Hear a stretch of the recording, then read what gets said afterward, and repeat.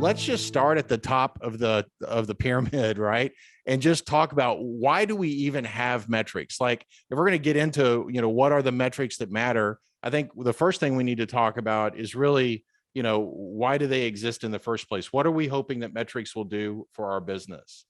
And, I'm going to just share my first thought, and then I'd love to hear from you guys. To me, the number one thing about marketing metrics is so that we can place better bets, right? If I've got a good dashboard and I can see what's working and have the visibility into key metrics, then I'm going to be able to place better bets for my business, and I'm going to be able to place better bets for my clients and shift budgets where they need to go to really achieve the ultimate outcome, which is, more pipeline, more sales, more revenue.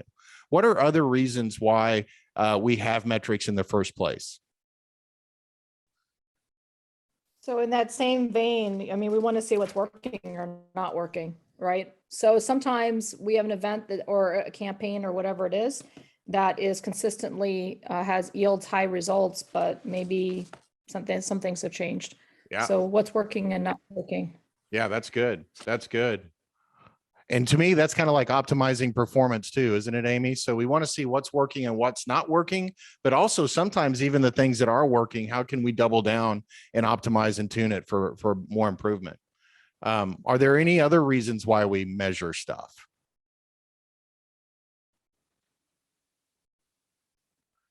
Well, I know where I work, it's accountability. We're given a budget. We need to show how we're using it, and that's good. Right. To me, that's like managing up, isn't it? Was that Romy who said that? Yes, it was Rami. Rami, sorry, Rami. Yeah, managing up. And one thing you'll see is I can't spell to save my life, but there's spell checker. So thank God for that. So it's about managing up, right?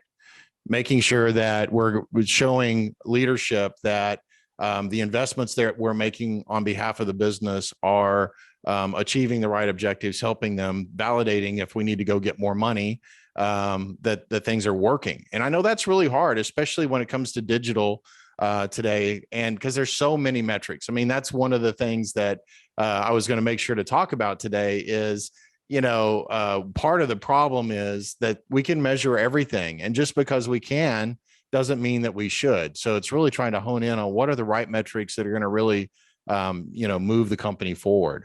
What other reasons do we have metrics? We also use our metrics so that we can allocate resources. Right, for resource allocation. Give me an example of that. Well, if some, when we're measuring things, we look at the amount of time and resources that go into things and what the results are, and if we want to repeat them, and then if we want to repeat them, how often can we do that with our resources? So there's not like a simple answer there, right? But it is directly tied to results because we have a finite resource, which is people and time. And so right. in our company, we're a small department. So we have to say, okay, based on what we're seeing, whether it's a positive or negative result, how are we going to allocate our resources? Right. Right. Yep. And that could, like you said, I'm glad you brought up, the human element of it. It's not just necessarily dollars and cents, but it's also, resources and people. So far we've got so that we can make better bets, that we can see what's working and not working and really optimize and tune performance, that we can, do accountability or managing up and do better resource allocation. Another one I would say, another A word is alignment, just to ensure continuous alignment with the strategic goals. And especially me coming out of B2B and enterprise, the sales cycles can be so long. There's also a time element where you really need to understand that you've got indicators of success before you actually see the success. That's great. Was that Andrew? Yes, sir. So leading and lagging indicators are really kind of the leading indicators, right? That show that this effort that we're making is really important. And I would say that even in today's world, we call these events the Demand Gen Jam session because our focus is really on how do we as B2B marketers generate demand, which often means getting in front of somebody that's in market. So we want to actually find our ideal customer profile. We want to identify them. We want to get marketing messages in front of them even before they're in market, so that when they do transition from what we call a future buyer to a now buyer, that they think of our brand first. And so that really kind of muddies up the water, because now we're talking about not just long sales cycles like Andrew, you were just talking about, but now how do we measure that we're pushing the right information out there, and that it's actually resonating and making some impact, so that, ultimately when we see the pipeline grow because of our efforts, that we can connect those dots. And that's hard to do. It also takes a little bit of a leap of faith. So that was really good, Andrew. Any other thoughts or comments about why we measure stuff? Yeah, Yeah, go ahead. Well, just piggybacking on kind of what Amy and Romy and everyone was saying, you really can't manage what you don't measure. So if you don't have data to set those KPIs with, it's really hard to know what you're working with. But I think they say shoot bullets than cannonballs, right? So if you're managing and measuring what is working, it gives you time to kind of front load whatever channels or resources you have that are working. And in the background, you can A/B test less proven solutions, but actually hypothesize and work through those theories without having as much risk, mitigating some of that risk and making sure that you can still be accountable to getting results at the same time. That's awesome. You can't manage what you can't measure. I love that. And then what was your cannonball bullet analogy? I want to document that. And I didn't type it fast enough.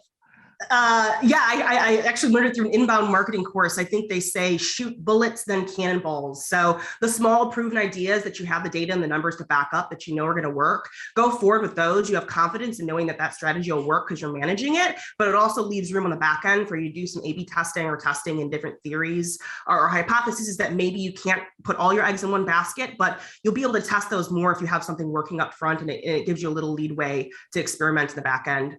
That's excellent. I love it. Yeah. Shoot bullets then cannonballs. It also, it's like the concept of scale. Do a few things really well first and then stack on top of that, versus try to do everything all at once. So that was excellent.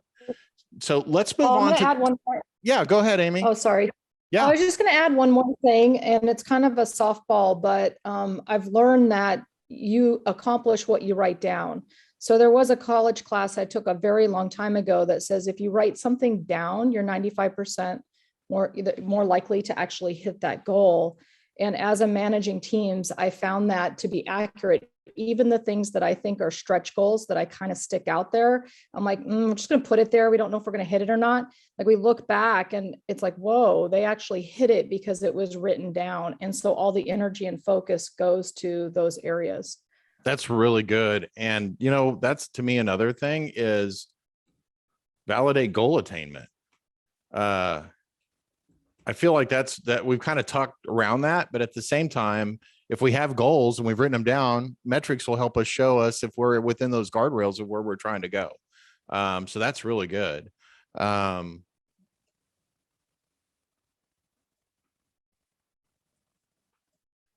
I'm trying to capture your idea here, but what gets written down gets achieved. It's kind of what you said, Amy, to capture that. Let's move on to the next topic. And this is one, especially as we think about demand gen, that I think is really important. And that is qualitative versus quantitative and why they're both important. And so quantitative obviously means, hey, these are metrics and things that we can measure out of Google Analytics or out of our marketing automation platform, or, stages of pipeline out of Salesforce. And those are all important. But if we really start focusing on demand gen, we need to start looking at other things that are more qualitative as well.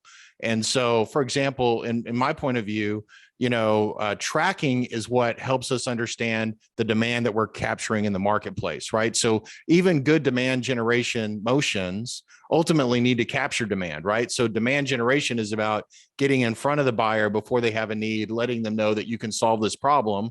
And then when they do have a need, they think of you first. So that getting in front of it is demand gen. Getting them to buy from you now or become a lead or an opportunity is demand capture. And so tracking is a great way of capturing demand. And it's going to show us the path that they took to ultimately raise their hand and say, I need help. And it's important to have that path. We want to make sure those paths are well optimized.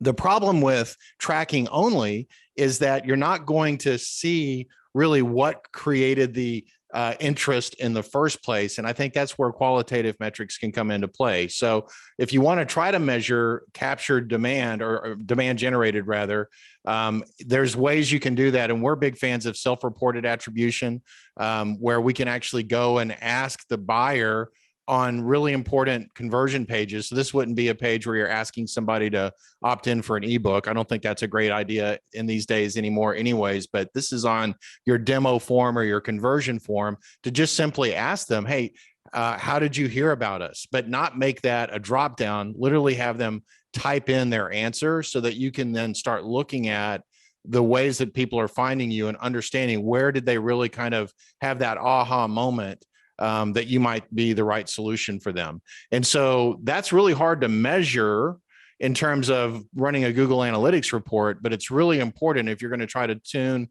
and optimize your digital campaigns. Thoughts or comments on, combining qualitative and quantitative? Who's done it well? Think it's a great idea, have a different point of view? Love to hear from you.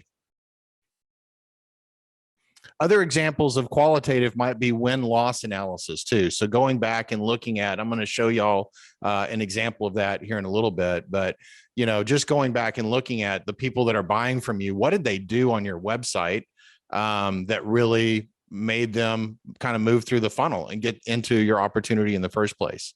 But who's doing a good job of qualitative and quantitative, or who thinks that's a great idea or not a great idea?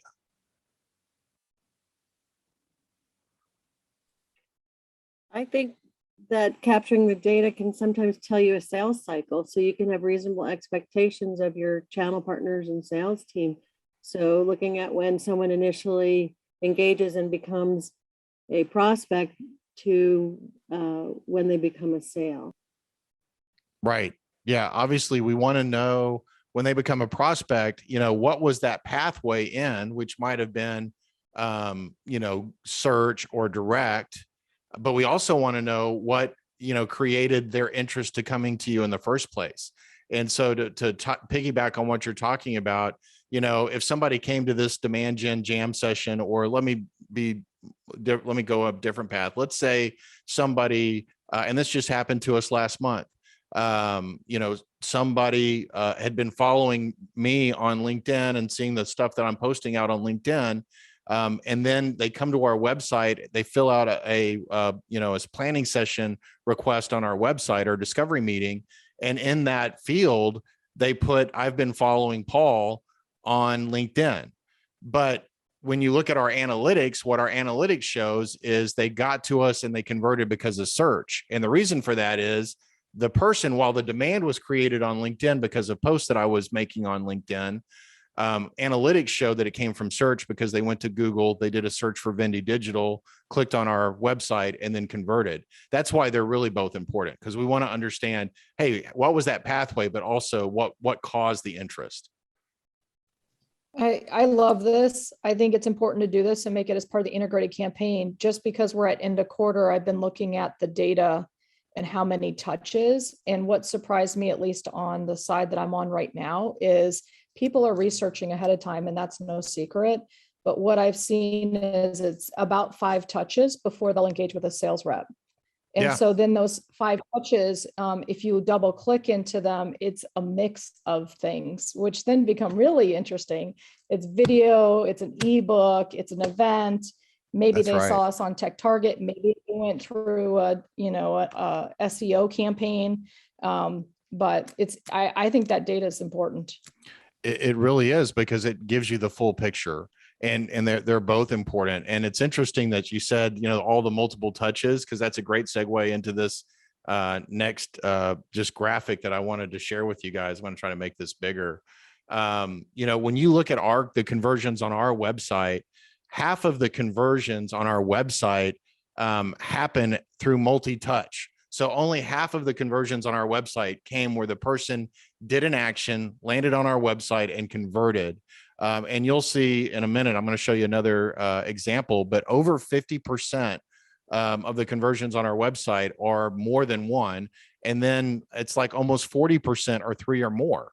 And so what that means is they went and clicked on a social post, they read a blog, they did they downloaded a resource, they registered to come to an event, and then they ultimately filled out the form to convert. And so what's crazy is not every path is the same, but if we can start seeing, and this is where that quantitative research comes into play, if we can start seeing the common things, then we can make sure that we're really optimizing those common places where they're going to A, learn about us, and B, convert. So a great point, Amy. Thanks for bringing that up. I agree that you really have to have both. You can't operate on just one side. An example of what we do, even a project we're working on now, the first thing we did was, what are our theories? What are our hypotheses? So what does the qualitative data tell us?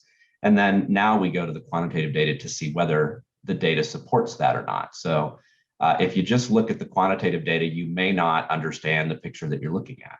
Right. If you use the insights from your qualitative first, the quantitative can really help support that and help you build out a better plan. Yeah, that makes so much sense. And, it makes sense that somebody would, for example, in that example I gave a little bit earlier, they're going to learn about us in a place like LinkedIn, where it's easy to make connections, it's easy to share information. But, they're ultimately not going to convert. In many cases, they're not going to convert on LinkedIn. They're going to go to our website, check us out, and then fill out a form.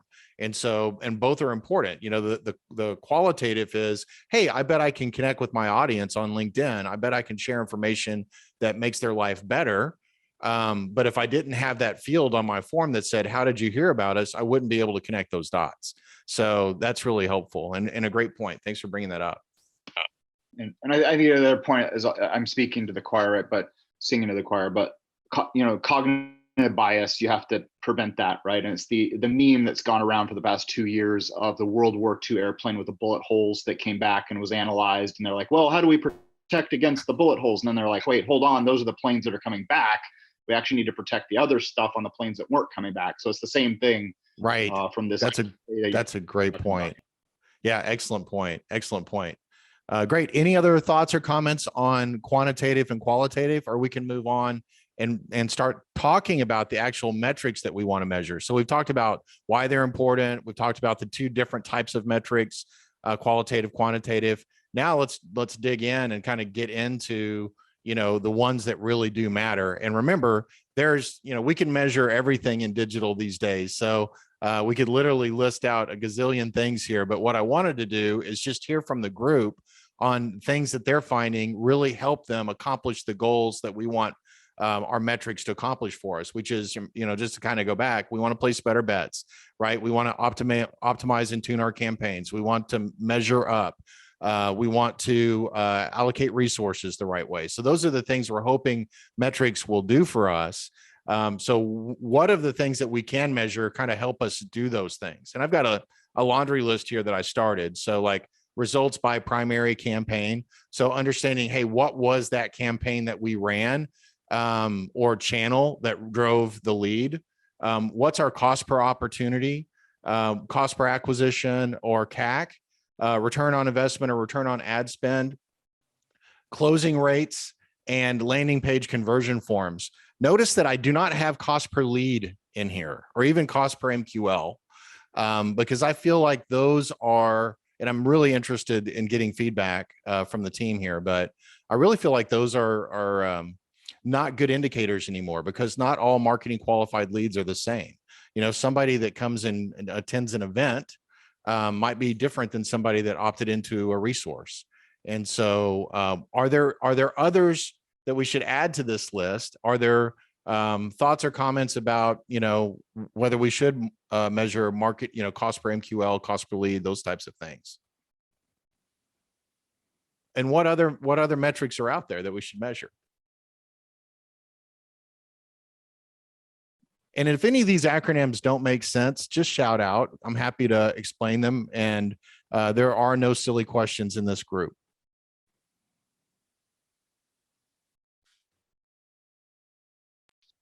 Would you consider kind of website heat maps in this category? Is that different? Let's would add that be it. a different category? Website heat maps, which would be like Hotjar. Is that? I know Hotjar is one. Yeah. So a heat map gives you the ability to monitor, where people are looking on your site. And it kind of goes back to that qualitative stuff we were just talking about. It'll also do recordings of individual sessions so that you can go back and, see what actual people were doing on your site.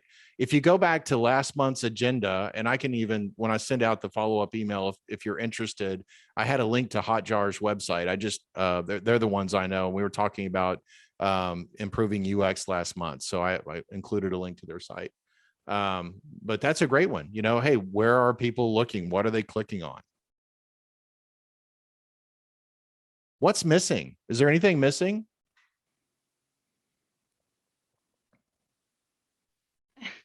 I'm hesitating to speak up here because I hate putting myself on the spot. But I mean, I think it depends on who the use case, right? It does. It totally does. If you're reporting up, in business outcomes, like, then it's cost per customer, right? What did it cost you to gain that customer? Right. Mm-hmm. But if you're reporting, if you're looking for reporting from your team, right, then maybe you want some more of those tactical type of metrics on that indicate the performance of, the campaigns that are running. So I think it just totally depends. And I think it really depends on how you define an MQL. Yes. If it's just simply a lead or an inquiry, or is it something that you are, from a marketing perspective, qualifying and measuring engagement and sales readiness. But I like somebody put here, Christian mentioned MQL to SQL, and I find that a good metric. The percentage of MQLs that are qualifying as SQLs, and then also the percentage that are qualifying or not qualifying, but that are converting into sales. Yes. And so MQL to sell ratio. And I mean, that really tells you what the quality of those MQLs are. That's great.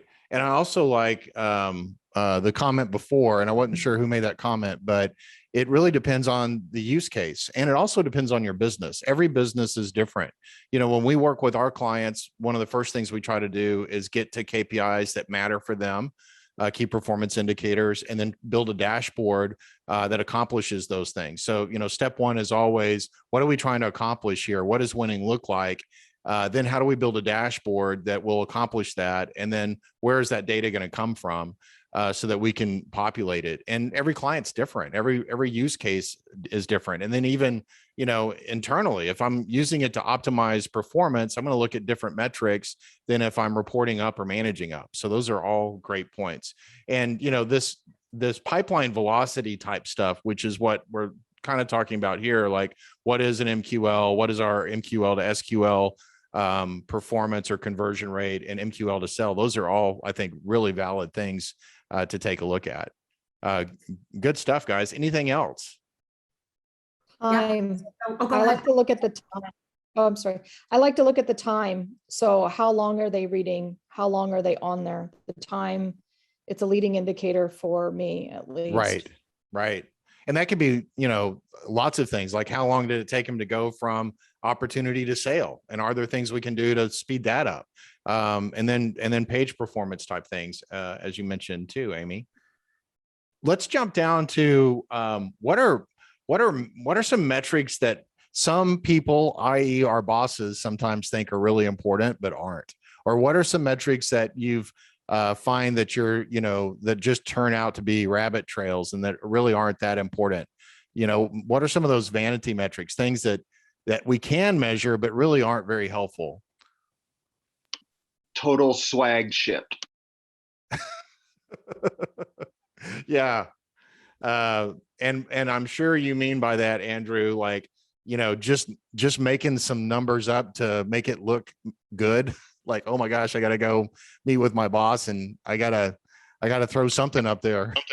I'm talking about literal swag, number of t-shirts shipped. No. Oh, that kind of swag. Yeah. Trying to bring a little humor. Sorry. Yeah, no, that's good. We've actually moved away from gross leads. We don't report on gross leads anymore because we want MQLs is what we report on. Yeah, I think that's great. That's great. I honestly think there's a lot of engagement metrics out there that aren't that important anymore. They Yeah, I might was be just- leading indicators. Go ahead. I would say, just to add on to what he was saying about gross leads, back in the day, we used to say, oh, we went to this trade show, we got all these leads. Well, I don't really care about the volume of leads. I care about the quality of the leads. Right. So that changed quite a bit.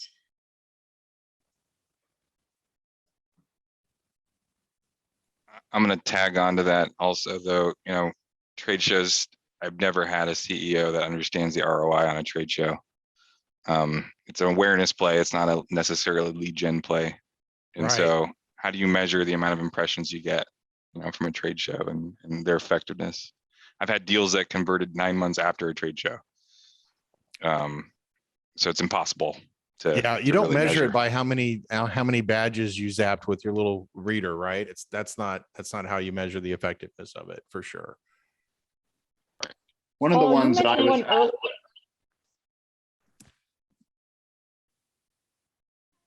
I don't know who that was. Amy, you want to go first? Was that you? Then I think Yeah, Andrew, and you then I next. think Andrew. Yeah. So one of the ones you mentioned earlier is cost per lead. And I still get that. And it baffles me because I don't think it's a one touch and done game. Mhm. So how do you even measure that anymore? Yeah, that it's hard. And one of the things that I meant to mention earlier is blended metrics to me are much more important than tactical metrics because ultimately there are so many touches in B2B.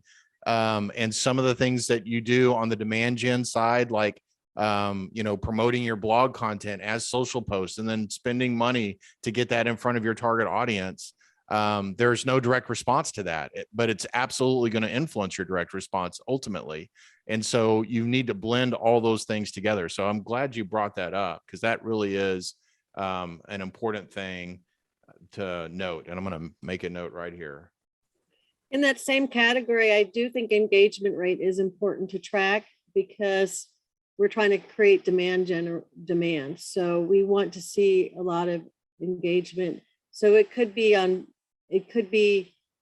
doesn't matter and it could be a does matter. It depends how you use that It data. depends how you use it. Yeah, exactly. One of the things like when we're running content ads and the ads are to get the target audience to consume the content and learn something about a problem that we can solve. My goal isn't necessarily for them to actually click to my website. My goal is just for them to consume the content.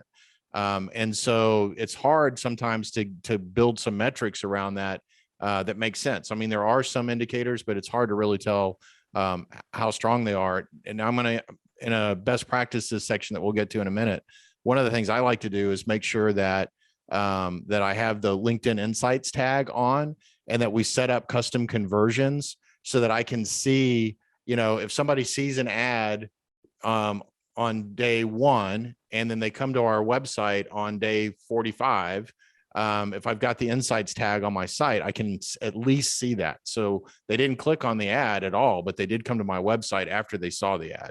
And that's an indicator to me that's important.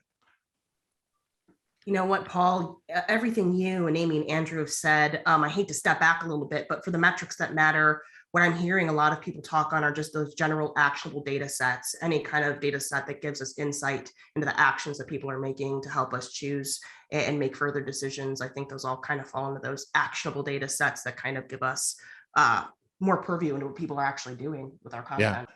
So it begins with the end in mind. What are we trying to measure? How are we trying to, what does winning look like? And then what metrics are going to show us, create those guardrails that we're heading in the right direction. And Andrew, I know that I jumped on top of you and then Amy jumped on top of you. So I want to give you the floor here to make your point. it's all good. To quote Andy Grove, let chaos reign and then reign in the chaos. It's all good. 100%. Okay, two points. First of all, on the blended, I love the blended. And one of the ones that I measured prior was we had a top account based approach at one company and we measured 6+ marketing touches for the top accounts. That was helpful to us at that time. That's one example of kind of blended. But then I think there's another category of things that we would love to try and impact, but it's so far beyond just marketing that it makes it tough.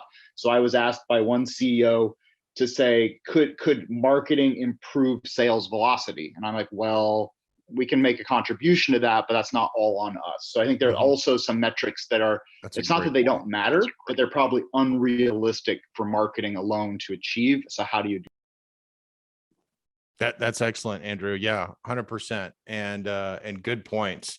And let me show you, this is not by any means, and I can make a copy of this if you guys want. This is just a dashboard that I create for Vende's internal marketing. So this isn't a client-facing dashboard. This is just how we run our marketing internally. And I wanted to show you a couple of things. One, we do track like how many leads are coming in and what the primary campaign was that brought them in.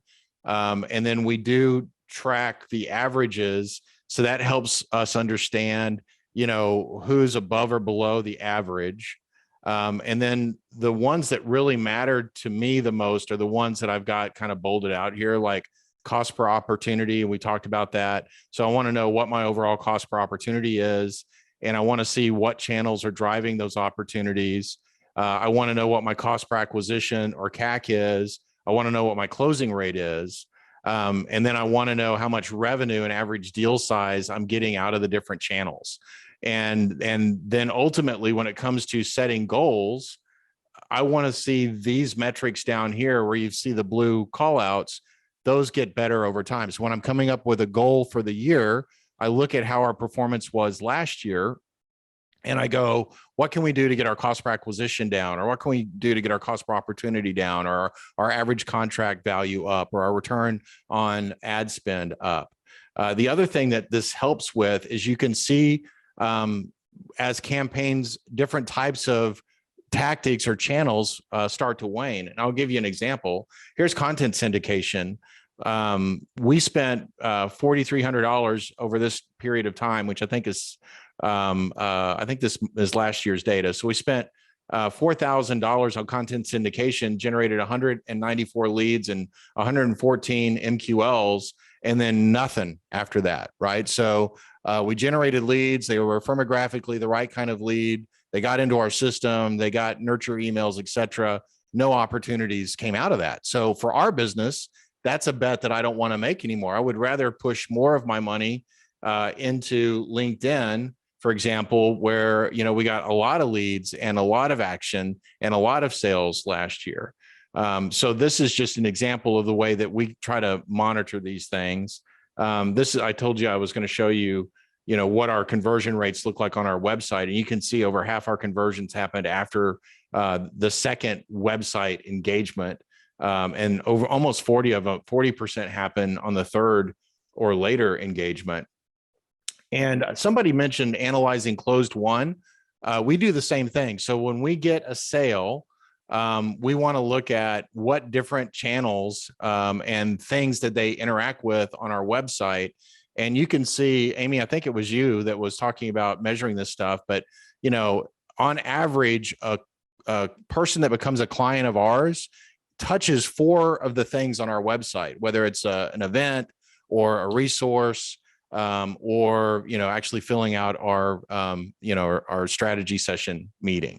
And then we also monitor days to close, and that goes back to that velocity. I think Andrew, you might have been talking about just overall velocity, and that's something that we would like to try to influence. It's really hard though, because velocity in terms of opportunity to close is as much on the sales guy and their follow-up, or gal and their follow-up capabilities, as it is on marketing to present a qualified opportunity to sales.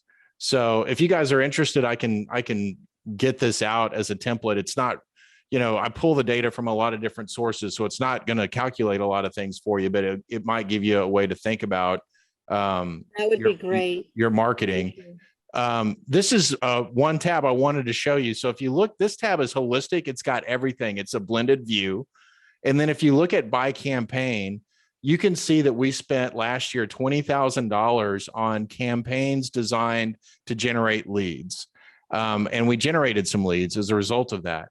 But we spent $67,000 on non-lead generation activities. And that's primarily doing sponsored content types of things. This always on, you hear me talk about it a lot, but writing content, breaking that long form content that lives as a blog or some type of premium asset on your website, cutting it up into, channel appropriate bite-sized chunks, and then boosting that content with advertising to your ideal customer profile. That's where we spent, a huge amount of our budget last year. And I promise you, the leads that we generated in 2021 didn't happen because of those lead gen campaigns. They happened because of the $60,000 that we spent in demand gen. And that's why, 100% why, going to Andrew's point earlier, you've got to look at blended, because if you didn't look at blended, you would sit back and go, oh my gosh, we got to quit boosting content. That's such a waste of money. We spent $67,000 and got 0 leads off of that. And that's not the case at all. So I'll make that available. Any thoughts, comments, or questions related to that? Just what tools are you using to pull all that? Great question, Amy. And every business is different based on what they're trying to measure. But that report I just showed you came from basically 2 places. It came from our marketing automation CRM system, and it came from Google Analytics. Well, and it also came from the channel partners and their advertising data. So how much money did we spend in those different platforms? What are you using for your marketing automation? Just curious. So we use a tool called SharpSpring, and it's very much like a HubSpot if you've never heard of it before. They primarily provide their tool through agencies, and we're a partner. We're also a HubSpot partner, but that's the tool that we use. You can accomplish the same things with Salesforce and HubSpot, or Salesforce and Pardot. I mean, there's lots of ways to get that data. And we're going to talk about UTMs here in a second, because that's really key to drive some of that. But let's switch gears and talk about some best practices. And some of these we've already talked about. I'm going back to the screen here, but we need to focus on outcomes more than channel. I think that spreadsheet I just showed you helps validate that. When it comes to conversion tracking, this is something that I really recommend, and this is Google Analytics conversion tracking, that you keep at high level and really understand, what are the different offers that you're making on your website. So at Vende, we have 3 things that we offer prospects. We offer a resource like a guide. We offer events, so register for a webinar. We offer consultations. And so we just lump all of our conversion into those 3 categories. And I see a lot of businesses struggle with this. They want to track everything in Google Analytics, like this particular ebook versus this other particular ebook. And I don't think Google Analytics is the right place to do that, primarily because 1, you're going to generate leads in other places, but 2, you're limited on how many conversions you can set up in Google Analytics. So this is a good way to solve for that, in my opinion. So you can see an example of that, just a screenshot there for you. Oops. For UTMs, well, let me just pause there. Thoughts, comments about Google Analytics and conversion tracking? Taking more of a lumpy approach like I just described versus an asset specific or offer specific approach. Anybody had success the other way?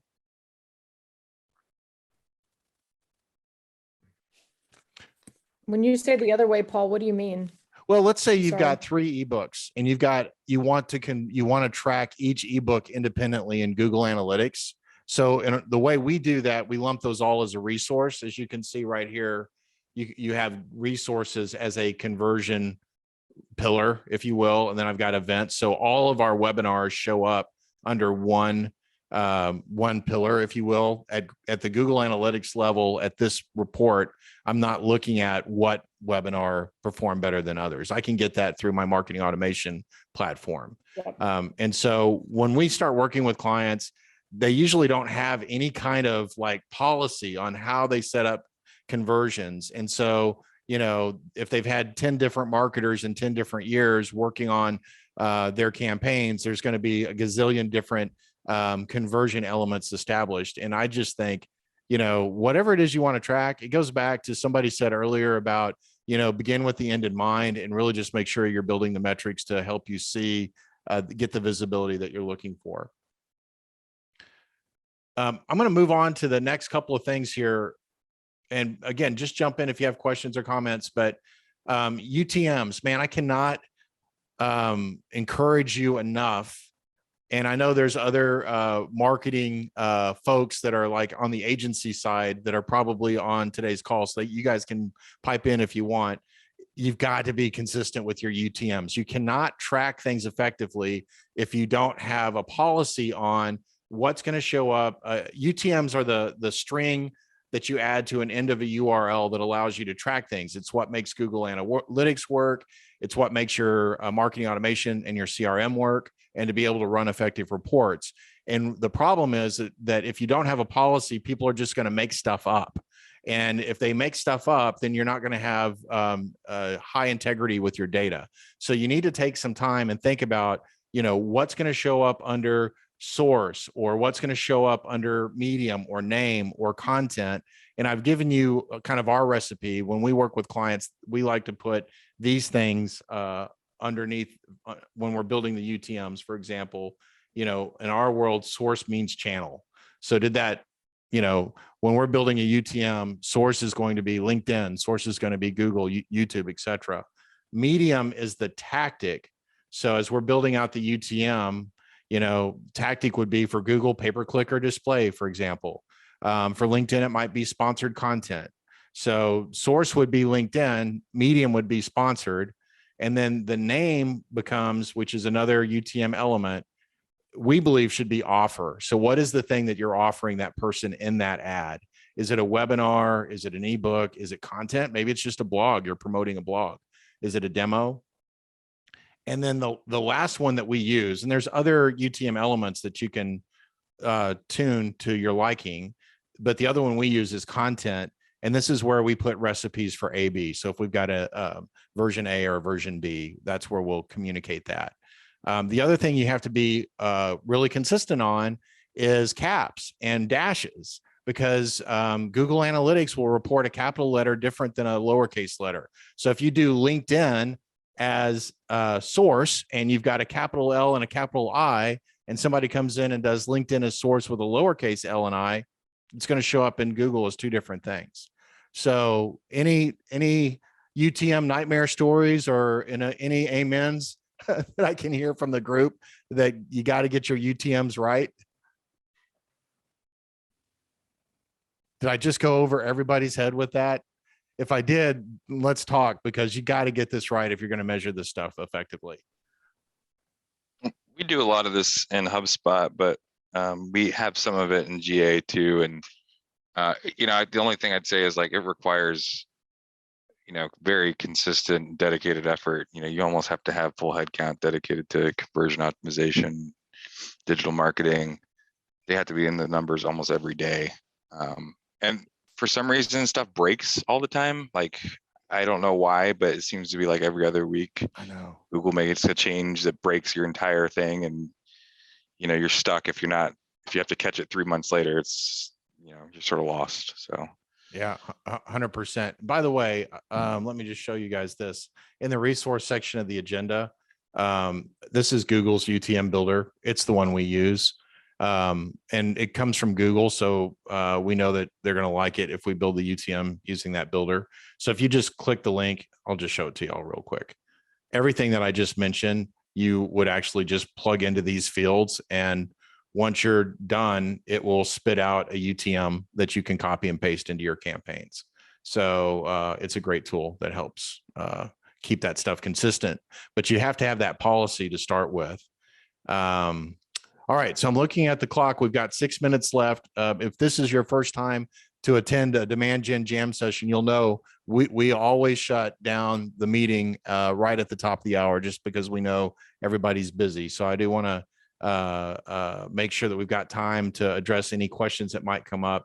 I've got the rest of these best practices here. I've kind of touched on all of them. I didn't talk about ad performance. I'm going to bypass that unless somebody's got questions. But are there any hot potato issues or anything that anybody on the group has learned in the last month since we got together back in February? Just like an amazing best practice or amazing tip that you'd like to share with the group? Or does anybody have like a hot potato issue, something that's just not working and you want to throw it out to the group? And I'd love to spend the last 5 minutes on that if anybody has anything.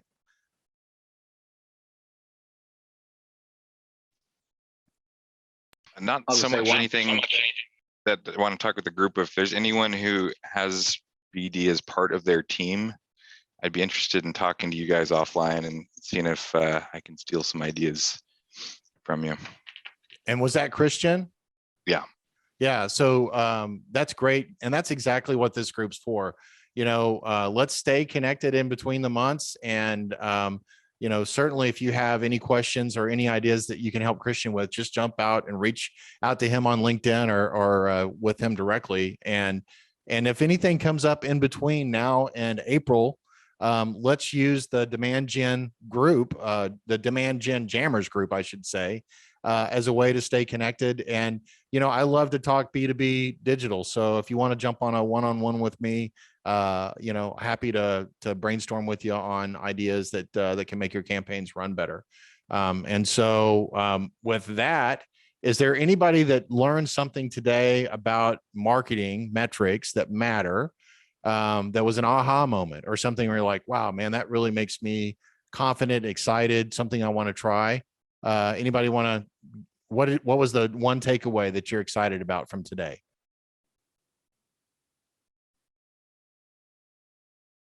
I know there were some takeaways. Come on.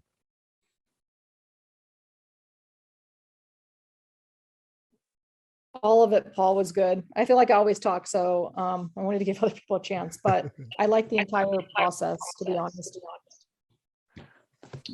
I think just validation that the blended metrics is really important approach, that we're all moving way away from vanity metrics. And there's just a more and more push to get closer and closer to closed one. And how do we? Paul, Yvonne. Oh, go ahead. I'm sorry. I just was gonna say, I appreciated seeing the visual of how, Paul, you're tracking your results. Okay. To me, that was really helpful. Awesome. Great. Yvonne, how about you? Yeah, I actually really loved the first part of the call about how do metrics help me. I don't think I'm particularly using metrics in all of the ways that I could be. So I'm definitely going to take some of those bullets and apply some metrics to some of these different strategies. Awesome. Well, hey guys, just a reminder as we wrap up, these Demand Gen Jam sessions, they're all about us just getting better and, helping our prospects get the information that they need. And that's going to help our clients or our companies basically grow. And so, take a moment and fill out that survey. If you haven't already, it's at the top of the agenda here. And let us know what's important to you so that we can continue to tune these things. And then also, if you've just got some good feedback, these meetings have changed a lot since our first one back in November. And, I know, for example, Keith and Amy, I think you guys have been on several of these and you've given me good feedback. So, we want this. It's all about just making this a good use of our time. It is an hour a month, but I think we can learn a lot together in an hour a month if we focus on the right things. So, guys, thanks for your time this month. We'll see you on April the 13th. And we'll be talking about everything B2B paid and how to really build, a demand gen, lead generation, demand generation pipeline for your business. So I'm excited about that. You guys have a great day. Thanks for your time.